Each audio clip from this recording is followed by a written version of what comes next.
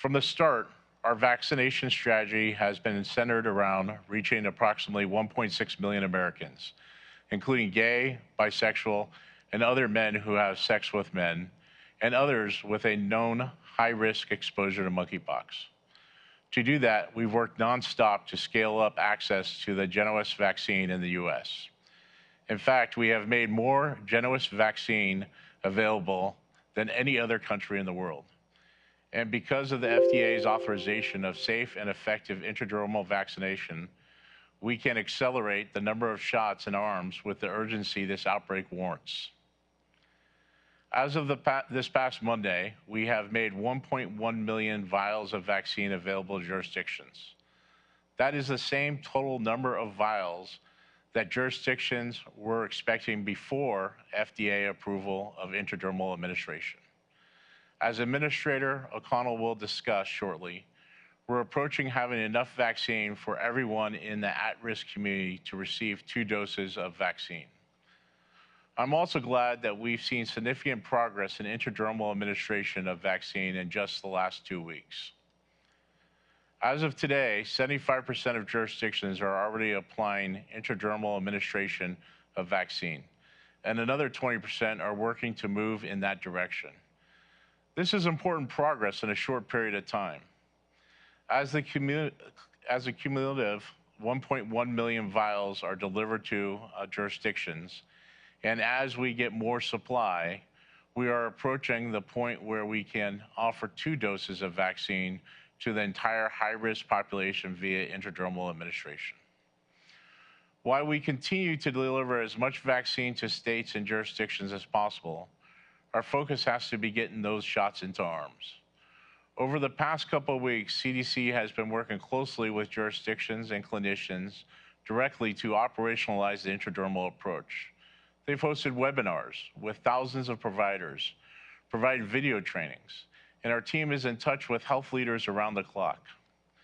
As Don will discuss in detail, we have made clear to jurisdictions, we stand ready to help in any way we can, including providing additional vaccines once a jurisdiction has attested to using more than 85% of their vials. Currently, there are a handful of jurisdictions, approximately 1/5, that have attested to using 85% of their current supply. So our focus right now is working closely with clinicians and local health departments to get shots into arms. And importantly, we continue to encourage jurisdictions to focus vaccination efforts on getting vaccines out equitably to individuals at highest risk of contacting the virus. That's why we are working closely with places like Atlanta and New Orleans to prepare for events like Black Pride and Southern Decadence. And last week, we got hundreds of vaccines out to individuals who participated in Pride activities in Charlotte, North Carolina. The bottom line is this. Over the past 3 months, we have made significant strides in increasing supply of vaccine, accelerating its delivery, and strengthening our preparedness for the future. We have a robust supply of vaccine available for jurisdictions out in the field, and we are working hand in hand with jurisdictions to get shots into arms to help adapt the intradermal approach and to answer their questions. We will also continue to do everything in our power to address needs on the ground and adapt our response as needed so we can get this outbreak under control.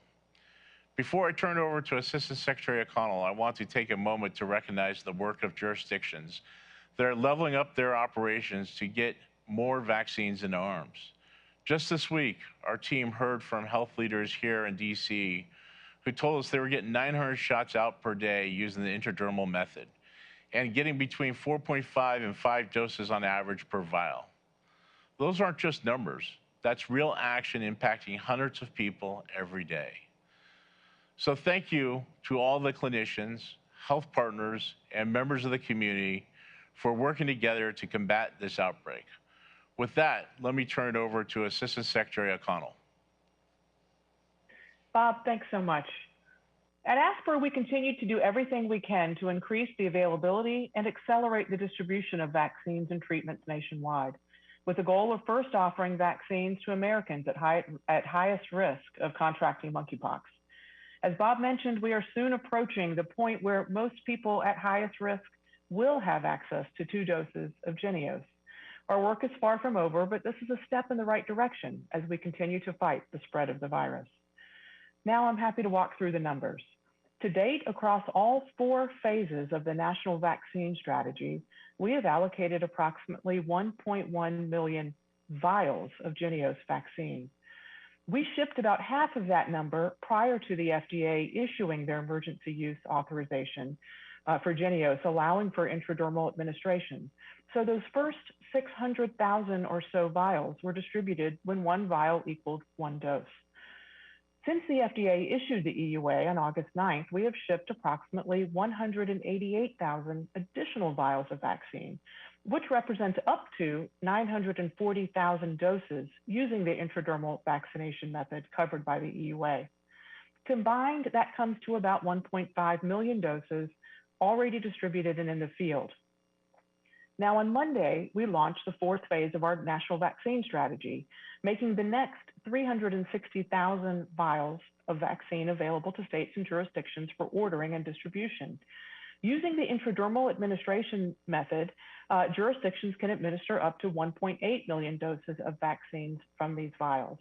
Taken together, by the end of phase 4, we will have provided enough vials to states and jurisdictions to provide more than 3 million doses of vaccines, meaning we have supplied nearly enough vaccine to reach the entire at-risk population. We've got more to do, but this is an important step along the way.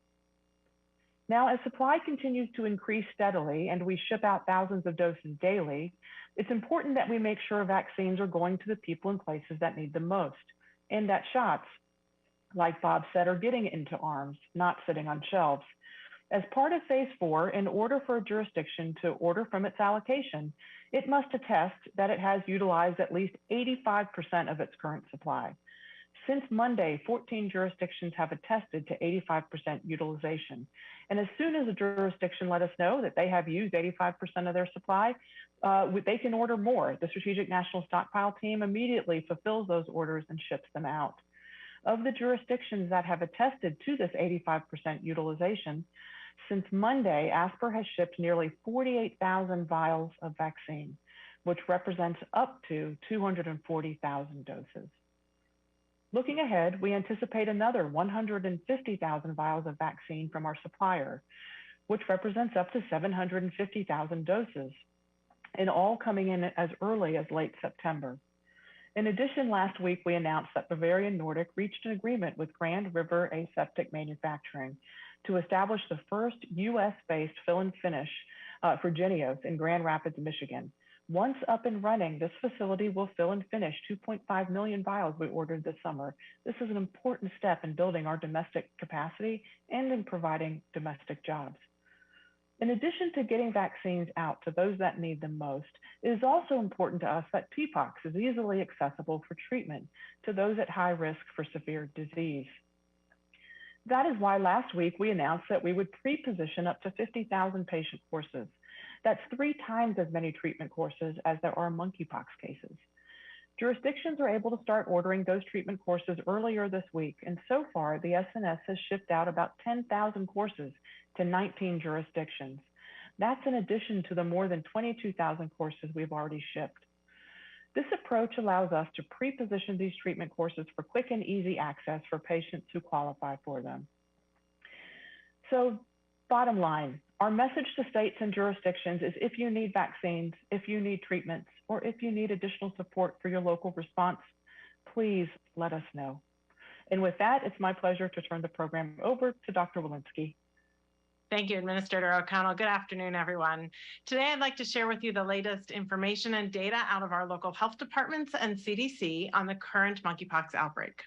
As of August 25th, over 46,700 cases have been detected globally in 98 countries. In the United States, there have been nearly 17,000 cases of monkeypox identified across all 50 states, the District of Columbia, and Puerto Rico. Throughout the current monkeypox outbreak, CDC has worked diligently to make data available as quickly as possible to help raise awareness and guide decision-making. Earlier this week, CDC posted updated data on our website, providing an in-depth look at monkeypox case demographics and symptoms, the use of TPOXX, an experimental treatment for monkeypox, as well as data from a behavioral survey of gay and bisexual men. The posting of these data on our website prior to its publication in a scientific journal is an example of the way we are working to modernize CDC and share timely and actionable data with all of you. Today, CDC is posting additional data that provide a picture of monkeypox vaccine administration in the United States. Our plan is to update these data on a weekly basis on the CDC website. It's important to note that the data we're releasing today reflect only 19 jurisdictions where data are flowing to CDC for analysis. But the data do provide us with an insight and understanding of where we are in our efforts to administer vaccine to those at risk. We're actively collaborating with the remaining jurisdictions so that they can upload their data in response to our data use agreements. Now, I'd like to walk you through the vaccine administration data CDC is releasing today. Data as of August 23rd show that over 207,000 doses of vaccine have been administered in these 19 jurisdictions. The data demonstrate that the vast majority of doses administered, nearly 97%, are first doses, with consistent week-over-week increases in vaccinations. While we are encouraged by this scale-up, there are many people eligible for second doses, and very few of the doses administered so far are recorded as second doses. I'd like to take this moment to emphasize that this is a 2-dose vaccine, and it's important to receive the second dose in the series. I encourage providers to continue to highlight the importance of the second dose so that all vaccinated people optimize their protection from the vaccine. Now, the administration data also show that among the first doses given, the majority of recipients have been adults aged 25 to 39, with around 53% of first doses administered in this age group so far. The majority of first dose recipients, 92%, have been males, and 6% of doses have been administered to women. Regrettably, we at CDC are not receiving data by gender and are unable to report it as such. Those who are white represent about 47% of administered vaccines. Those who are Hispanic represent about 22%, and those who are Black represent about 10%. Recently, we've seen a demographic shift in new cases as Black and Hispanic men have increasingly and disproportionately represented new cases, which further highlights the importance of equity in vaccine administration. Given the early evidence of racial and ethnic disparities in monkeypox vaccine administration, CDC remains committed to reducing the impact of health disparities by collaborating with jurisdictions on provision of educational materials and promotion of equitable access to monkeypox vaccines. We're also working with communities to provide vaccine and harm reduction education at large events attended by groups at highest risk for monkeypox right now. States, territories, and large local jurisdictions in the United States have stepped up in the face of this outbreak and agreed to report secure, protected data about monkeypox vaccine administration in their jurisdictions to the CDC. These data are essential to help us understand who the vaccines are going to, and critically, to make sure vaccines are getting to the communities where they are most needed. The data presented today are from 19 jurisdictions, and as I previously mentioned, we're actively working with the remaining jurisdictions to get these data flowing. I want to emphasize that public health data in the United States are unique. They come from a complex, decentralized landscape of state and local health departments with many points of friction that can keep data from coming from local jurisdictions to the CDC. The effort to secure monkeypox vaccine data represents how we at CDC are working hand in glove with our state and local partners and other federal agencies to continually improve our approaches. Our goal is swift, transparent, publicly available, and actionable data, and we will share additional jurisdictional data as they become available.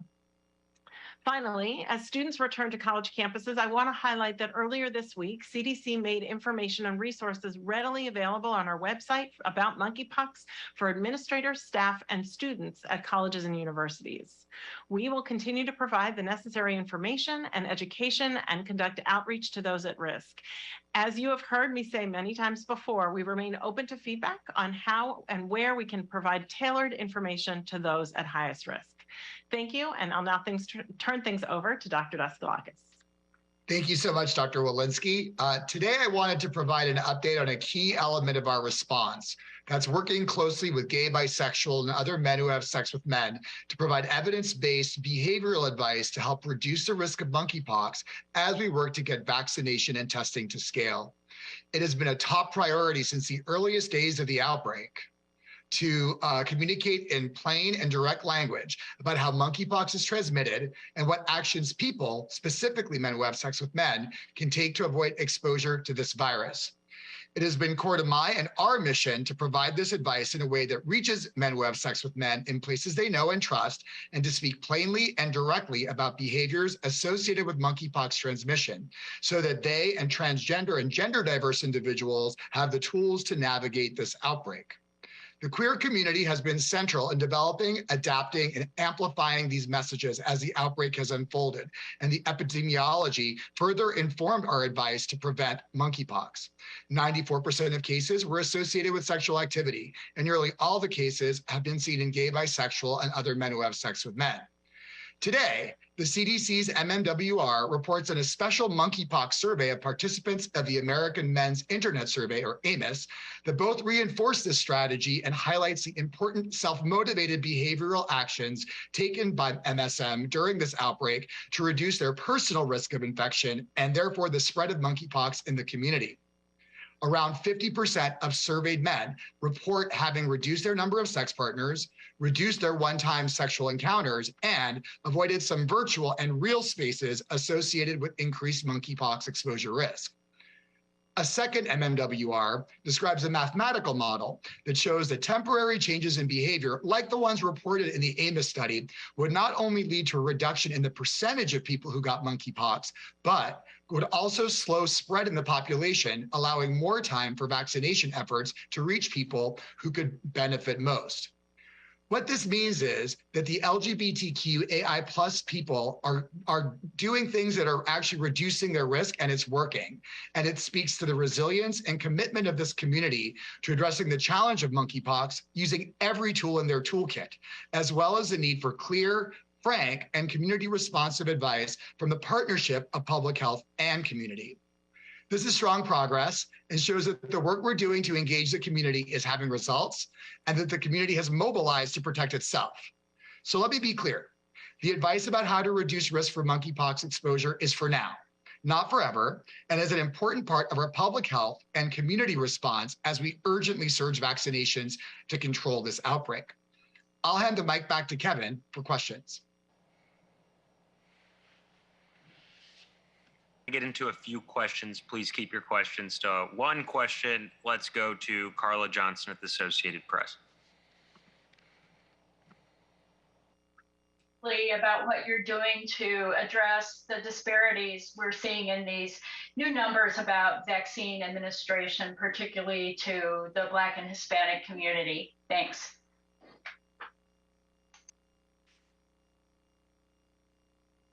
That one. I'm sorry, I'm happy to take that. Carl, thank you for that question. And let me just say that we anticipated that these numbers might come. We didn't wait for these numbers to take action. We are seeing the effects of disparities, and we're taking action right away.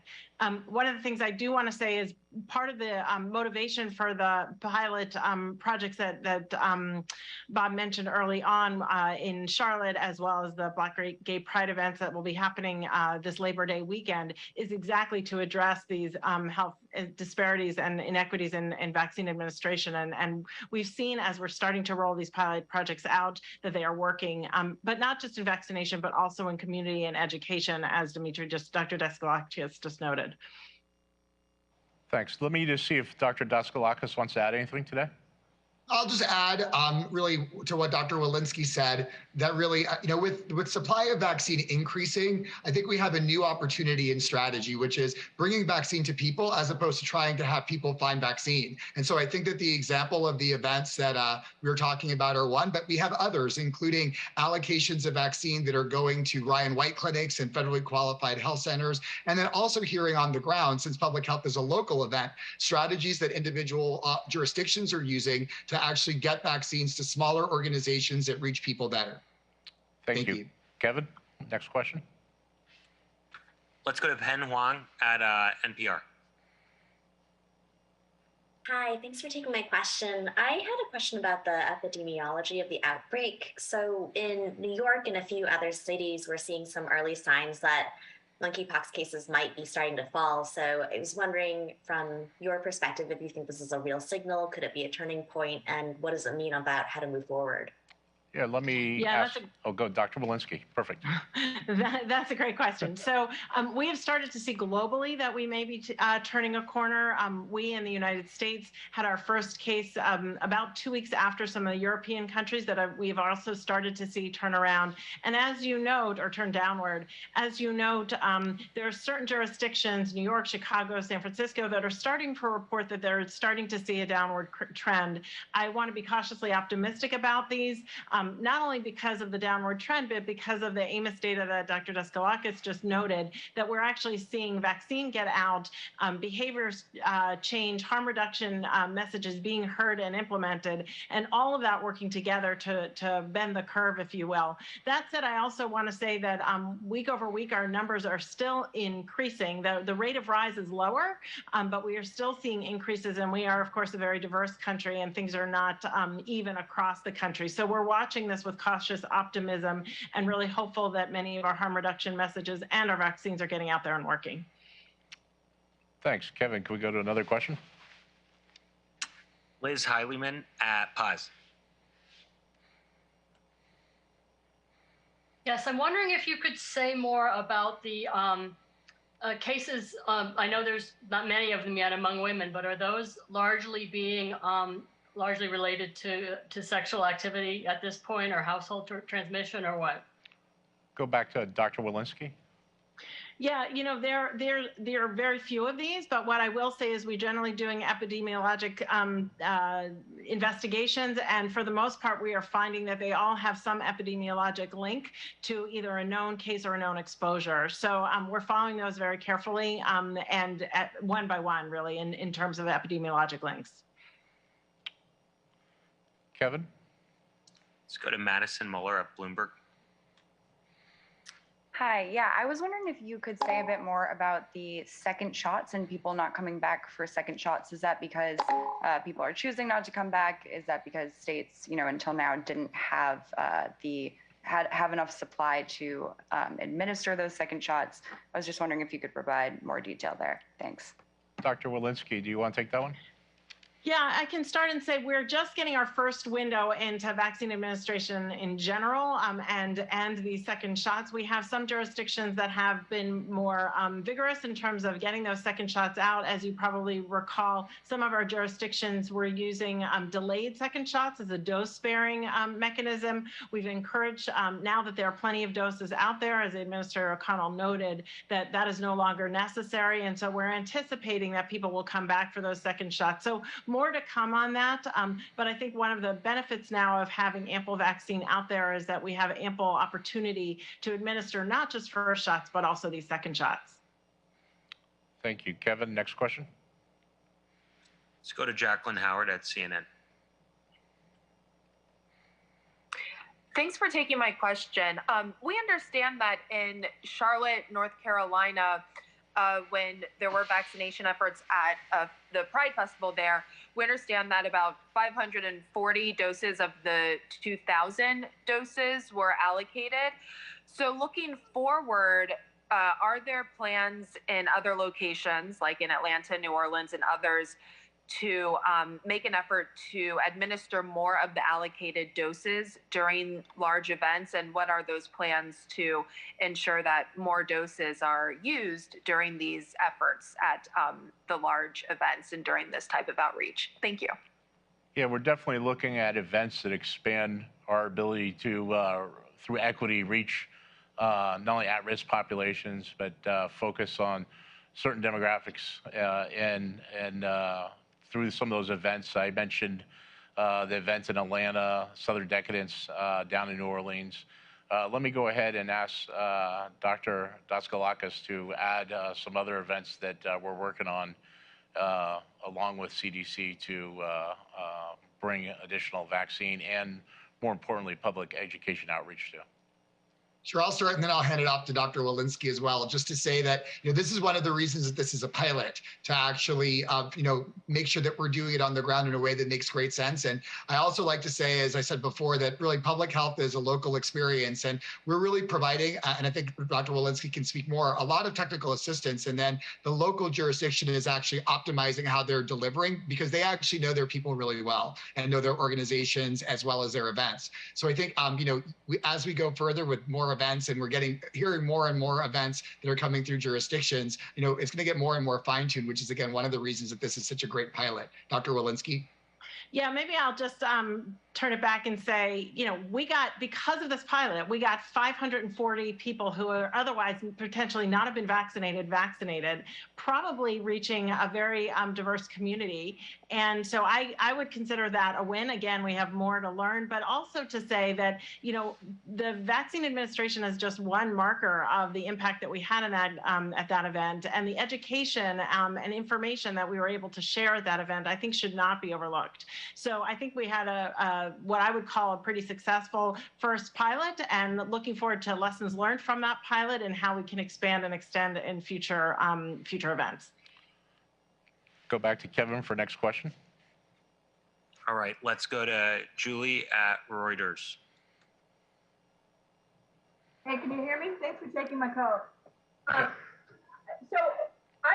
the question I have is, basically on this comment that you had some providers reporting that on the intradermal vaccine, they were getting 4.5 to 5 doses per vial. I've actually heard from several sources that they're getting 3 to 4 doses per vial, including the Washington State briefing just yesterday, where they said exactly that. They're getting 3 to 4 doses. And some people are saying one of the issues is that they don't have the proper syringes that would allow them to get those. If you're finding that they're not actually getting 5 doses per vial, would you consider, first of all, is that happening? And would you consider readjusting your estimates on the number of doses that will be available? Thank you. Yeah, so let me start with Dr. Walensky, and then we'll go to Dr. Daskalakis. Yeah, great. Thank you for that question. So we have said that these vials may contain up to 5 doses. I do want to be clear that we recognize that not all vials will providers be able to get 5 doses out of. As you know, 3 may be some possibility. We also recognize that in some situations, they may be only able to use a single dose from that vial, either because it's administered to a child or to somebody who has a keloid reaction from sub-Q dosing. So we have built in a buffer as we've been allocating and distributing, to rest assured that people who are getting the doses that they need without anticipating that every single one is going to get 5 doses out of the vial. And I'll just add that the feedback is actually always very important, and we're really trying to shift the thinking away from how many vaccines can you pull out of the vial, but how many arms can you vaccinate, because that's going to give us a lot more information. And so getting the information from jurisdictions, some of the administration data you're seeing for the first time online today, that data is going to be really helpful for us to understand what's happening on the ground. So with studies having been done that up to 5 could be drawn out of the vials, it's important to know what's happening in the real world. And I'll also add, and I think maybe I'll send it back to Bob as well, or to Don, that in terms of the vials compared to doses, jurisdictions are experiencing a higher number of vaccines that they're able to give in arms based on the number of vials that they've gotten as well. So regardless of how many they pull because of that buffer, it's still a net increase in doses. I'm not sure if Bob or Don want to comment too. If I can just add one more piece to this, the most important thing to us is getting these vaccines out and into arms, as Dimitri just mentioned. If a state comes to us and says they've used 85% of their supply, they are able to order the next bit. We are not in the business of holding vaccines back. If people need them, if jurisdictions are using them, if they're getting out, whether it's 3, 4, 5 per vial, if they've used 85% of what we've given them, they can come back and get more. And that's really important to us, that we continue to move these vaccines to those that need them most.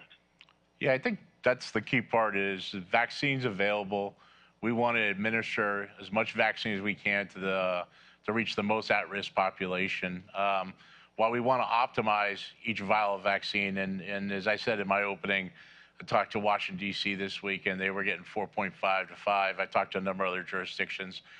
For those that are having difficulty, we're working with them and providing resources to help them optimize that. But the key is many more doses are available now than would have been available, and we're reaching much more of the at-risk population. Let's go back to Kevin for another question. Let's do our last question. Let's go to Ariel Metropolis at ABC News.